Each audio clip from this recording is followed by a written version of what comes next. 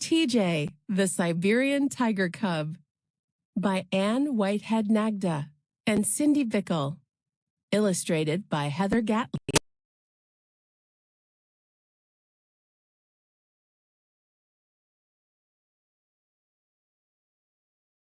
The Siberian tiger was going to have a baby. The keepers at the Denver Zoo had already placed a video camera in her den, so they could check on the mother tiger without disturbing her. When the cub was born, they watched Bukra and her baby on a TV screen. Bukra was a good mother. She licked, nuzzled, and nursed her new baby. The cub, named TJ, weighed only 3 pounds and looked tiny next to his mother, who weighed 250 pounds. TJ's father, Matthew, was even bigger than Bukra. He weighed 350 pounds. TJ would have to gain a lot of weight to be as big as his father. Nuzzled. If one animal nuzzled another animal, it gently touched the animal with its nose and mouth. TJ plays with a ball. When TJ was 6 weeks old, the zoo veterinarian gave him shots and weighed him. The cub weighed 10 pounds. When TJ's father was 6 weeks old, he weighed 14 pounds, 4 pounds more than TJ. Even so, the little tiger was healthy and strong.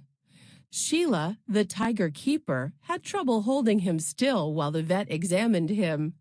The feisty little cub never stopped wriggling until Sheila brought him back to his mother. Every day when Sheila came to the zoo, the first thing she did was check on the tigers. Bukra, protecting her cub, always snarled, spit, and bared her teeth at Sheila. TJ snarled just like his mother. One morning, Bukra didn't snarl at Sheila. The mother tiger lay on her side, completely still. TJ was mewing and pushing his mother and trying to nurse, but Bukra didn't move. Without any warning, she had died. The zoo veterinarian examined Bukra and discovered she'd died from cancer. Now who would raise this special baby? Most of the time, mother tigers take care of their cubs alone. Matthew couldn't take care of his son. He didn't know how. Bared. If an animal bared its teeth, it showed them in an angry way.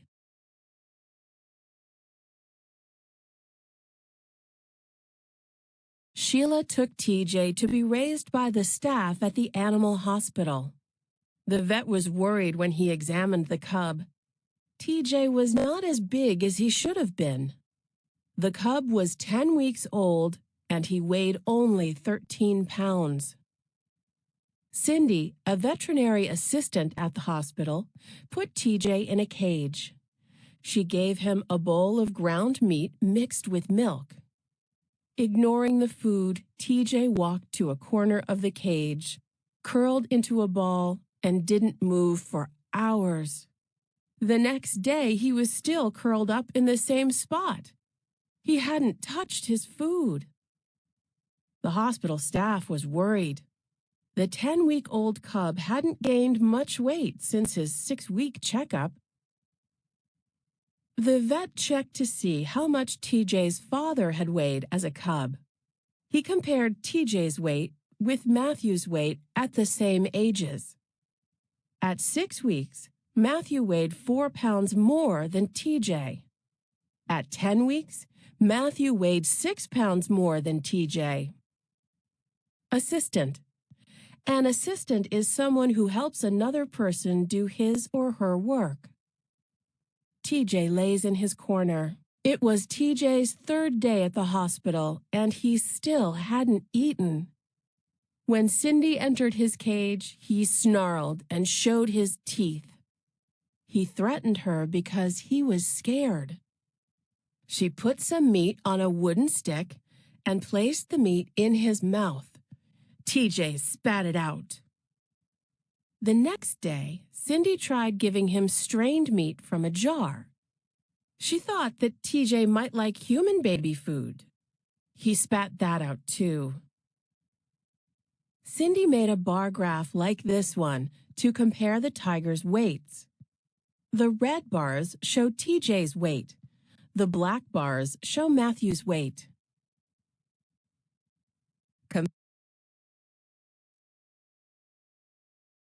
TJ was losing weight.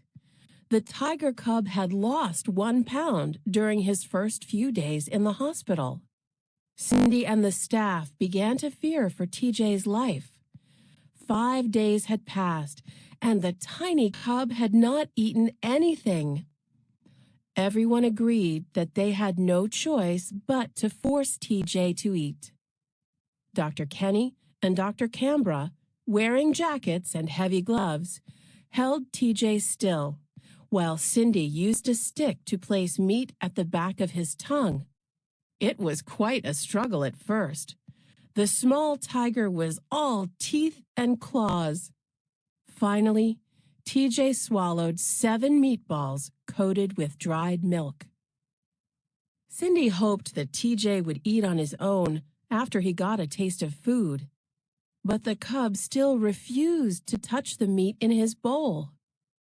To help TJ survive, Cindy and the veterinarians continued to force TJ to eat. Refused. If you refused something, you did not take it. TJ flattens his ears and snarls when he is frightened. Here is a line graph of both TJ's and Matthew's weight from birth to 12 weeks. The red line is TJ's weight. The black line is Matthew's weight. At 12 weeks, TJ weighed a lot less than his father did at the same age. The hospital staff monitored TJ's weight by creating a graph. Comparing Matthew and TJ. TJ. Matthew. On the 11th day, TJ ate 2 meatballs on his own. When Cindy gave the cub a rubber toy, he batted it around. Then she set a meaty bone next to the toy. TJ immediately started chewing on the bone. Everyone started to feel more hopeful. All the care and hard work paid off. TJ gained weight at last. TJ was weighed frequently. By 13 weeks of age, the frisky cub was not cooperative about getting on a scale by himself. Cindy had to hold the tiger and step onto the scale. Together, Cindy and TJ weighed 120 pounds. Cindy put the tiger down and stepped back onto the scale alone. It read 110 pounds. By subtracting her weight from their combined weight, Cindy was able to figure out that the tiger cub now weighed 16 pounds. Cindy was relieved when the tiger cub let her hand feed him on a regular basis. Now he would gain weight more quickly.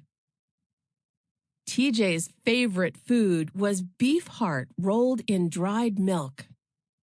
By the time he was 14 weeks old, he weighed 19 pounds.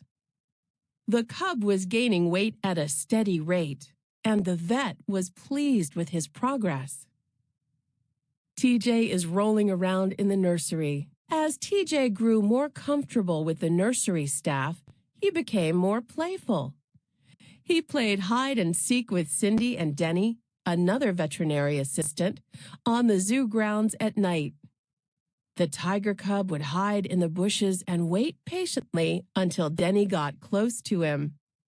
Then he would leap out, grabbing Denny's leg with his paws.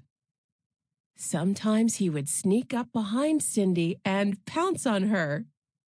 Tiger mothers teach their babies how to hunt by playing games like this. Hungry TJ, opening a fridge for his snack. The tiger quickly learned to open the nursery room door so he could join his human friends in the kitchen. He also learned to open the refrigerator door by pulling on the towel hanging there. One time, TJ even helped himself to a bag of meat. By the end of TJ's stay in the zoo hospital, he wanted company all the time. He cried when he was by himself. Nursery. A nursery is a place where babies or young children are cared for. Pounce. If you pounce, you jump on something suddenly and hold on to it. After learning to live with humans, TJ had a new challenge. He had to leave the hospital, return to the tiger exhibit in the zoo, and live by himself. Cindy visited him often. Sheila, the tiger keeper, hand-fed him so that he would get to know her. TJ played games with Sheila. Sometimes he climbed on a rock and then pounced on her when she entered the exhibit. TJ was afraid to go outside in the tiger yard at first, so Sheila and Cindy went with him. Soon he was having a wonderful time. He shredded bark from trees and watched birds and zoo visitors. During the next few years, TJ grew a lot. TJ is very eager to eat his meat. When TJ was 2 years old, he was moved to a zoo in Billings, Montana. The zoo had a brand new tiger exhibit, but no tigers. TJ was just what they needed. He continued to thrive in his new home. TJ's big move from Denver to Billings.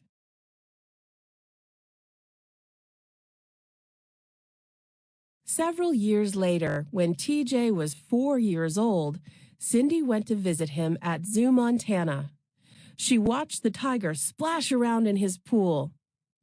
After she called to him, TJ came over to the fence and shuffled, which is a sound that tigers use as a greeting. Cindy knew that TJ still remembered her. Cindy was amazed to see how big TJ was. The tiger keeper at Zoo Montana estimated that TJ weighed 500 pounds. TJ had finally grown bigger than his father. TJ lays on his rock in Billings, Montana.